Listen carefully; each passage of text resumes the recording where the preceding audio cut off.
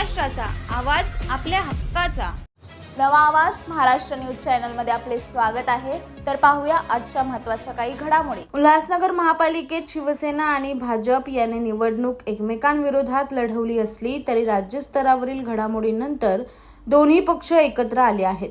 दोन्ही पक्षाच्या वरिष्ठ नेत्यांनी घेतलेल्या निर्णयानुसार शिवसेनेचा महापौर तर भाजपचा उपमहापौर विराजमान होणार आहे. आज महापौर पदासाठी शिवसेनेच्या अश्विनी निकम यांनी आपला उमेदवारी अर्ज दाखल केला, तर भाजपकडून उपमहापौर पदासाठी अमर लुंड यांनी आपला उमेदवारी अर्ज भरला आहे. या दोघांचेच उमेदवारी अर्ज आल्याने आता उल्हासनगर महापालिकेवर महायुतीची सत्ता येणार आहे. 3 फेब्रुवारी रोजी होणारी महापौर पदाची निवडणूक फक्त एक औपचारिकता असणार आहे. दोन्ही पक्षात बहुमतासाठी सुरू असलेली स्पर्धा संपुष्टात आली आहे. आता महापालिकेत महायुतीची सत्ता आल्याने विरोधी पक्ष उरला नसल्याचा टोला खासदार श्रीकांत शिंदे यांनी लगावला आहे. केंद्रामध्ये NDAचं सरकार आहे.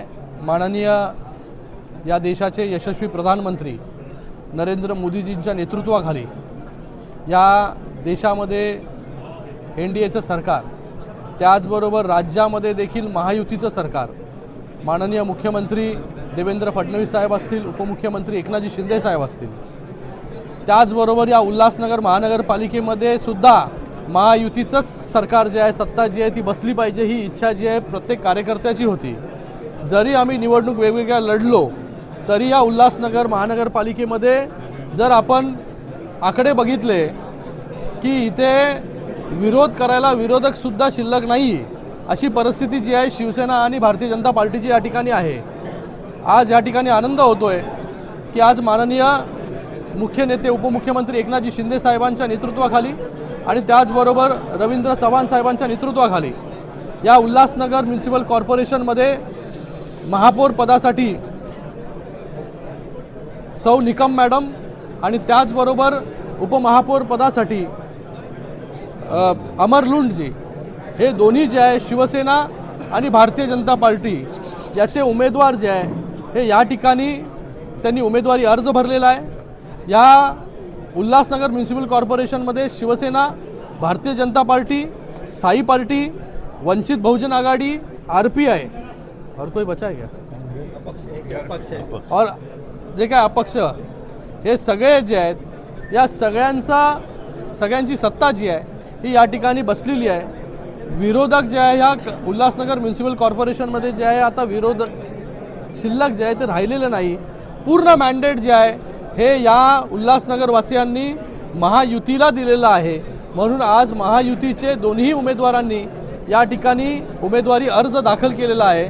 येणाऱ्या 3 तारखेला या उल्हासनगर म्युनिसिपल कॉर्पोरेशनमध्ये शिवसेनेचा महापौर बसेल आणि त्याचबरोबर भारतीय जनता पार्टीचा उपमहापौर या ठिकाणी बसेल आणि भविष्यामध्ये चांगलं काम या उल्हासनगर म्युनिसिपल कॉर्पोरेशनमध्ये ही दोन्ही मंडळी आणि त्याचबरोबर सगळे नगरसेवक जे आहे हे या ठिकाणी मिळून करतील.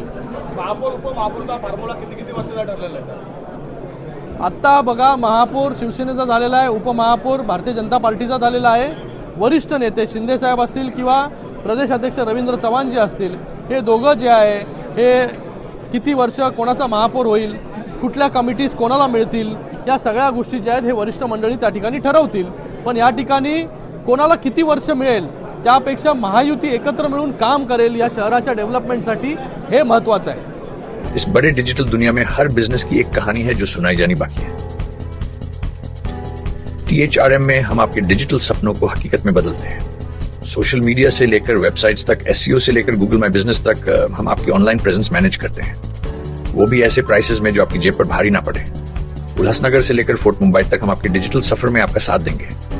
हमारे साथ जुड़िए और अपने बिजनेस को डिजिटल युग में फलते फूलते देखिए. THRM डिजिटल मार्केटिंग एजेंसी, जहां से आपका डिजिटल सफर शुरू होता है. बातम्या पाहण्यासाठी चॅनलला सबस्क्राईब करा, बेल आयकॉनवर क्लिक करा आणि रहा सतत अपडेट. तुमच्या परिसरातील काही घडामोडी किंवा समस्या असतील तर आमच्या वृत्तवाहिनीला संपर्क करा आणि तसेच सतत अपडेट राहण्यासाठी आमच्या वृत्तवाहिनीला सबस्क्राईब करा आणि बेल आयकॉन दाबायला विसरू नका.